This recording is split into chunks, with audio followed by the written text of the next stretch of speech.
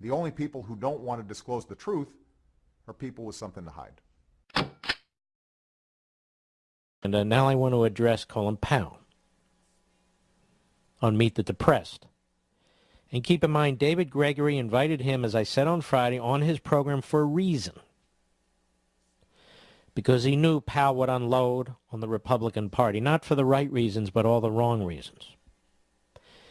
Remember, Mr. Producer, I was asked whether I'd consider going on Meet the Depressed, but first they wanted to ask some questions of me. You remember that? And what did I say? No, I'm not answering any questions, and I'm not going. I don't do pre-interviews for so-called news programs. I also want you to keep in mind when you listen to Colin Powell, not only does he owe his career to Republicans, elected Republicans, but look at the outreach Republicans have had.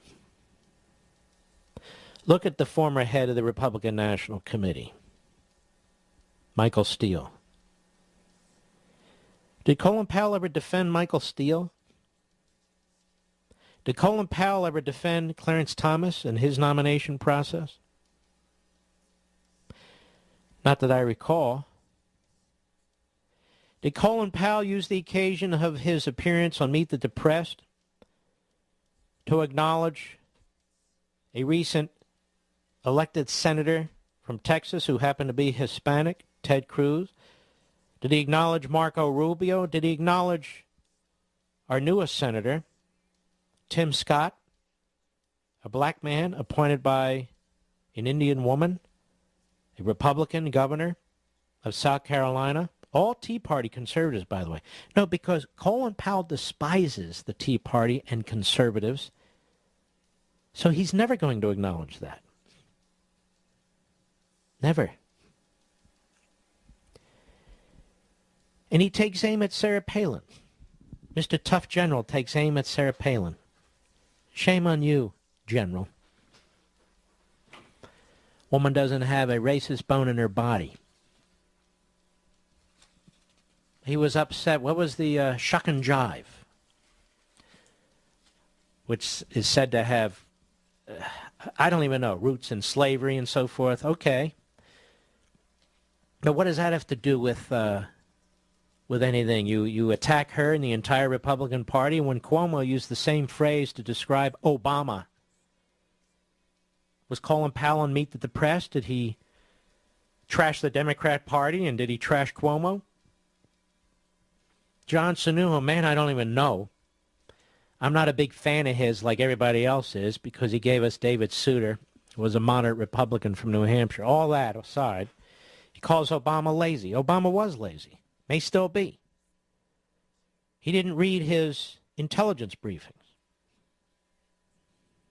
And I've gone through his schedule, and I've discussed his schedule many, many, many times and have read it to you.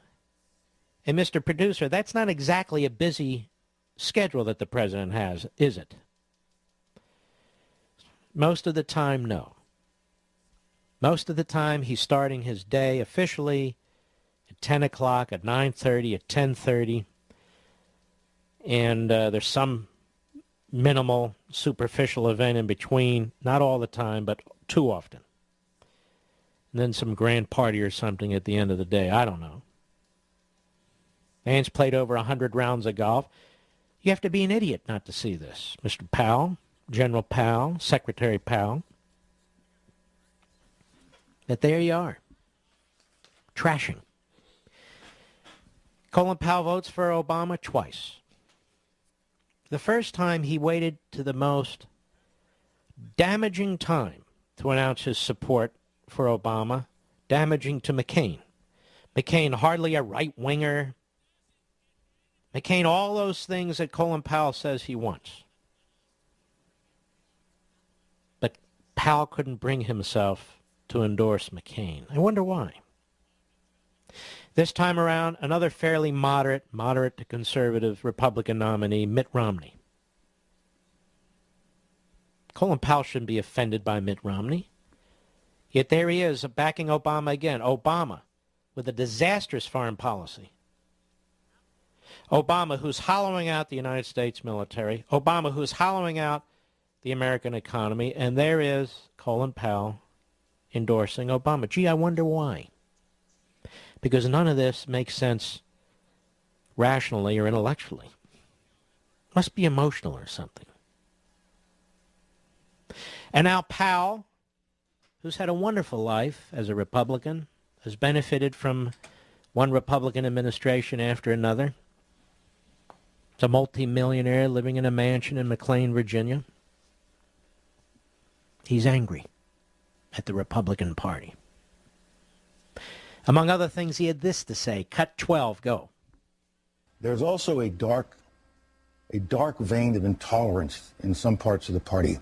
What do I mean by that? What I mean by that is they still sort of look down on minorities. Stop right there. That is so disgusting and pathetic. So absolutely outrageous. In addition to a bold-faced lie. For him to play that race card, for him to know damn well that it's a lie, is disgusting. Go ahead, Mr. Producer. How can I evidence that? When I see a former governor say that the president is shucking and jiving, that's a racial era slave term. Stop. Really? And so in 2008, when Cuomo used that against Obama, where were you, pal? Oh, excuse me, General. Where were you? That's a race era slave term? Okay. Where were you, General Powell? Go ahead, Mr. Producer. When I see another former governor after the president's first debate where he didn't do very well, says that the president was lazy.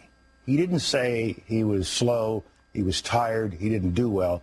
He said he was lazy. Stop. He didn't say it in the context of the debate. You see how he came prepared with his slurs, ladies and gentlemen? This isn't just coming off the top of Colin Powell's head. They did their little pre-interview. He came armed. I'm just surmising, but I think I'm right. And it had his two great examples, you see. Great examples of racism, which are not examples of racism at all. Go ahead. It may not mean anything to most Americans, but to those of us who are African Americans, the second word is shiftless, and then there's a third word that goes along with it. Stop. They didn't say shiftless. Now, did they, General Powell? Now you're projecting. Now you're putting words in somebody else's mouth, which is pathetic, to try and square your circle, to try and justify your unjustifiable and unjust attacks on two individuals. They didn't say shiftless. Now, did they, General? Go ahead. The whole birther movement. Why do senior Republican leaders tolerate this kind of discussion within the party? Stop. What Republican tolerate it? It's called the First Amendment, genius. What are the Republican leaders supposed to do with the birther movement? Should we round them up, General? Should we round them up? What should we do with them, General? And what does that have to do with racism anyway? In fact, most of the leading talk show hosts in this nation, the national talk show hosts, rejected it completely. But that said, what's he pulling this out of the back of... I can't say that. Pulling this out of his pocket? Look how he's stretching to make an illegitimate point.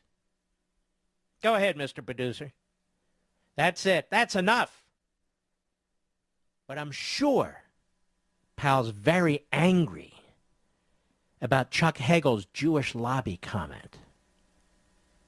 Because you don't have to read between the lines on that one, do you, General? Well, let's find out as soon as I come back.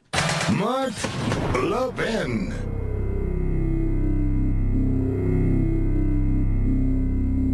The only people who don't want to disclose the truth are people with something to hide.